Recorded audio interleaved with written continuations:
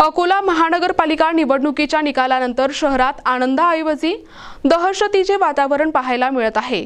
अकोटफैल police ठाण्याच्या हद्दीत भाजपचे नवनिर्वाचित नगरसेवक शरद तुरकर यांच्यावर जीवघेणा हल्ला झाल्यामुळे खळबळ उडाली आहे। या हल्ल्यानंतर परिसरात 2 गटात मोठा राडा झाला असून वाहनांची तोडफोड आणि मोठ्या प्रमाणावर दगडफेक करण्यात आली आहे।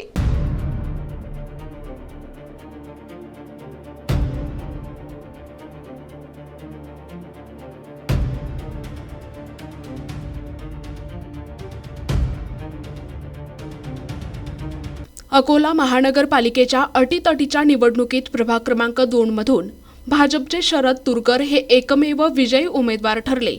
मात्र हा निकाल जाहीर होताच अकोटफैल पोलीस ठाण्याच्या समोरच त्यांच्यावर हल्ला करण्यात आला। पराभूत उमेदवारांच्या समर्थकांनी हा हल्ला केल्याचा आरोप केला आहे। प्राथमिक माहितीनुसार या राड्यात शरद तुरकर गंभीर जखमी झाले असून त्यांच्यावर खासगी रुग्णालयात उपचार सुरू आहेत।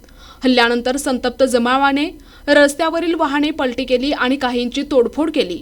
अकोटफैल परिसरात तणाव वाढल्याने पोलिसांनी तात्काळ मोठा बंदोबस्त तैनात केलाय। दगडफेकीमुळे सामान्य नागरिकांमध्ये भीतीचे वातावरण निर्माण झाले।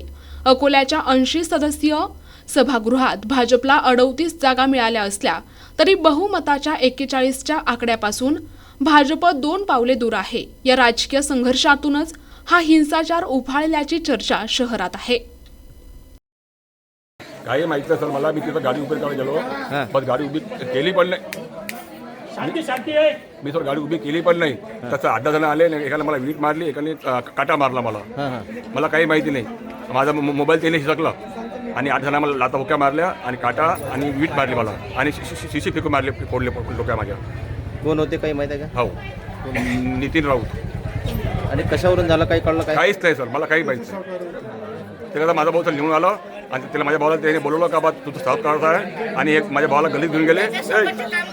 अरे भावाला त्याला बोललो का साफ करत आहे म्हणून, तो सावतच्या हिला गेला तो आणि हिला गल्लीत घेऊन गेले आणि त्याच्यावर हमला केला, चाकूने हमला केला।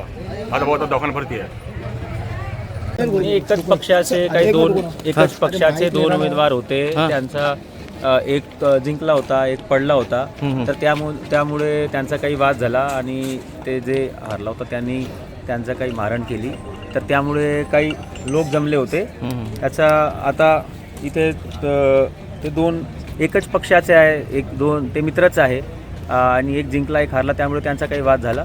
त्यामुळे जे 2 गट आहे एकच पक्षाचे ते आपसात आले होते आणि नंतर त्यांनी ज्यांची काही मारहाण झाली आहे ते आता सध्या स्टेबल आहे, काही जास्त अडचण नाही आहे। आमचा पोलीस बंदोबस्त तैनात आहे आणि यांची मागणी आहे की त्यांच्यावर म्हणजे जे काही झालेलं आहे त्याच्यावर कारवाई झाली पाहिजे। तर आम्ही जे काही कायदेशीर प्रक्रिया आहे FIRची आणि नंतरची जे कायदेशीर प्रक्रिया आहे ते आम्ही आता सुरू करत आहोत। यात काही वाहनांची काही तोडफोड आणि त्यांना चक्कोला करण्यात असं ऐकण्यात आलं का? नेमकं काय ते काही कार्यकर्ता तिथे जमून त्यांनी वाहनाला काही हलवण्याचा प्रयत्न केला होता। तिथे काय झालेलं आहे, तिथे आमचे पोलीस बंदोबस्त तैनातसुद्धा होता। कोणी जास्त काही जखमी नाही। तो एकच माणूस ज्यांना अगोदर मारहाण झाली तो जखमी आहे, त्याच्यावर उपचार सुरू आहे आणि तो आता स्टेबल पण आहे।